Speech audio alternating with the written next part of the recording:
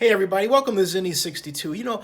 I have to say, Senator Booker from New Jersey's full of it. And, I used to like Cory, but after this exchange, the way he treated me at the California Democratic Convention, I am not sold, and here's why. First of all, he's on with Don Lemon tonight. This is live on CNN, and basically Biden said that Cory Booker should apologize. He knows better. There's not a racist bone in his body, because Booker was basically saying, hey, you shouldn't be praising your relationship with segregationists and everything else, all right? And so here is Biden. Cory should apologize. He knows better. There's not a racist bone in my body. I've been involved in civil rights my whole career. Period. Period. Period. Are you going to apologize? The vice president said I should know better, and this is what I know. As a black man in America, I know the deeply harmful and hurtful usage of the word boy and how it was used to dehumanize and degrade.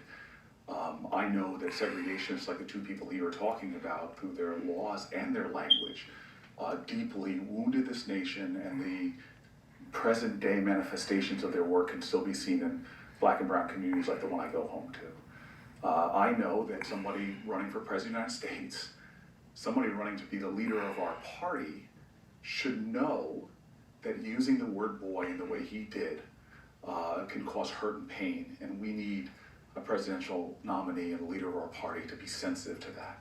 Well, if that's the case, let me ask you something, Senator Booker. Why in the heck did you basically treat me like a boy at the California State Democratic Convention? Let me show you what I'm talking about. This was the scene at Moscone Center. He had just finished speaking early on, and I was waiting for Booker, as were a number of press people, and I have a press pass. And there's an NBC guy that was over here, and Booker says something to the NBC guy up first about, doing an interview, and I'm walking along with him, and this is how he responds, okay? He responds to the NBC guy, but he doesn't respond to me. Look at this. Watch. Real Russian lady. Can we walk into our thoughts on impeachment? What do you can we do a quick pause on NBC just really fast? Sorry. You are walking and talking? Yeah, sure. Yeah. How much of this is about his soul? See what I mean? He let the NBC guy get by him, right? The white guy, but he ignores me. It's not even basically ignores me. He ignores me, okay? But I wasn't having it. I just kept going. I think that this is a referendum not on Donald Trump. You see his eyes? It's like he doesn't even want to look at me. It's a referendum on who we are, who we're going to be as a nation. And I have a press credential just like he's got on, folks. I'm really happy this is not just talking about what we're against, we're talking about what we're for. We reject this fight as being Donald Trump, but we need to get to the mountaintop. So you don't feel like this is an anti-Trump podium so much as it is an issue? Okay, well, for me, this whole fight is a lot of the challenges in my neighborhood were going on well before Donald Trump. We need to get our country back to fighting for dignity of work, health care for all. We got to make sure that we are a country that the promise and the bargain of this nation is restored, and we have the power to deal with that. And at this point, I would just decide I was going to record what he was saying. See? So I'll fast forward a bit, because what happens is I want you to see what happens when we get outside, because I walk with him and, still trying to walk and everything else. And I'm getting, what? Welcome back to the Bay Area. It's good to be here. Thank you. See? Sorry. Thanks. Were Thank you so much. All right, now, I had told them ahead of time I wanted to interview him, okay? I said I just wanted a minute or 30 seconds, so he keeps going. Now, we get outside here, right about there, okay? And What time is it? Yeah, hi. Here's my card. see?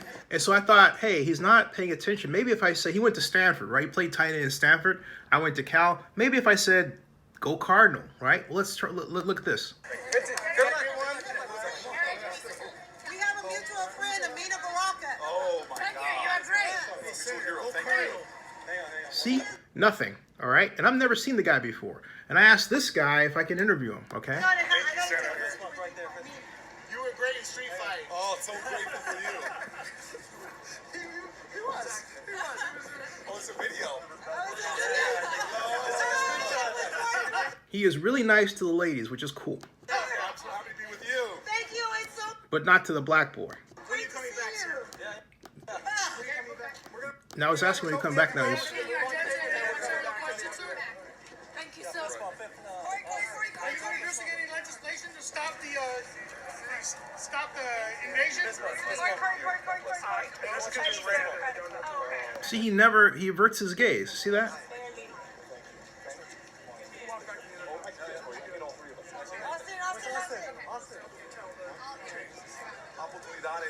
Okay, now, you see what this is?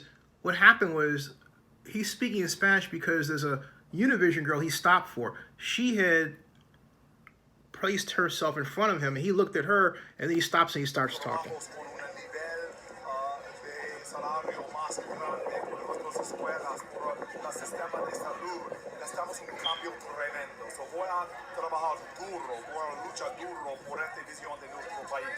Yo estoy seguro, tengo fe y esperanza. En esta elección vamos a tener una victoria por toda la gente. Gracias. See now, okay. Here's the thing. The guy that is he works for him. All right. For those who might say, wait a minute, he's talking to the other black guy. He works for him. But Cory Booker and that Univision lady, I came to know, and I thought, you know what? If I just shield behind her, I'm going to see his reaction, because he first had to go. He had to be the move on event, right? But when she presented herself, he stopped. Stopped for the attractive girl, right? Fine. But me, as a black media guy, he had no time for me, and you saw it. So then he gets on CNN right here tonight, okay, here, all right, and he spews this gobbledygook about as a black man, when he has no problem treating me as a black man in media like crap. The last thing I know is I know that I was raised to speak truth to power, and that I will never apologize for doing that. And Vice President Biden shouldn't need this lesson. And at a time when we have, from the highest offices in the land, divisiveness, racial hatred, and bigotry being spewed, he should have the sensitivity to know that this is a time I need to be an ally, I need to be a healer, I need to not engage in usage of words that will harm folks. And so this is deeply disappointing. We waited for him to apologize. He didn't until the next day. And whether I'm running for president or not, as many people today have been, on Juneteenth no less, calling out for the vice president to acknowledge that his words were harmful and hurtful. Well, I'll tell you what, Cory, I'll make you a deal, Senator. Why don't you apologize to me for the way that you treated me before you should expect apology from Joe Biden? How about that? Because you talk about being a black guy, and you know, one thing I love about Malia Cohen, she's on the State Board of Equalization. She was a San Francisco Board of Supervisors member. But prior to our interview, she said, it's always important for me to stop and interview black media because you get ignored so much. And I was telling her exactly what, Dudipus did. All right, this will be my nickname for you, is Dudipus, dude. I'll call you Dudipus, okay? And what Dudipus did, all right? Because that's how he acted. It's like, hey, look, doesn't see the other black guy there, but he's got time for NBC, and he's got time for the Democrats who are women, and that's it. But hey, black male running his own media company, just managing, doing his own job, getting his own content, trying to score a few seconds with Cory Booker. Oh no. But hey, by contrast, you know who did treat me with respect? Jay Inslee, Eric Swalwell, and among others, right here, I will show you, and because I'm quite proud of it. It was, I said, hey, I only want a few seconds, and I asked her the same question that I asked Senator Booker, that Senator Booker could have simply, given me an answer to rather than ignoring me, right? I wasn't asking him a gotcha question, and it is right here. It is Representative Tulsi Gabbard, side by side here, and I will play the video. Your thoughts on the calls for impeachment of President Trump, Mr. Solomon? I think our country is being torn apart. down a very dangerous path. I think it's most important for us to defeat Donald Trump in 2020 with the American people voting him out of office. That's why I'm running. Thank you so much. Thank you. And that's exactly what I asked for. I just said, hey, one question. I stuck to it, and it was side by side like that, And she was very gracious in her answer. And hey, and it got on quite a few views too. On top of all that, and her supporters were happy. But you know what, Dudipus cannot do that. Dudipus is so high and mighty, and full of, what? Give me a break. Like I said, man, you apologize to me. You're asking for an apology from Biden. You give me an apology first. How about that? I'll be back, folks, with my next live stream in a few minutes. Subscribe to Zennie62 if you haven't done so already.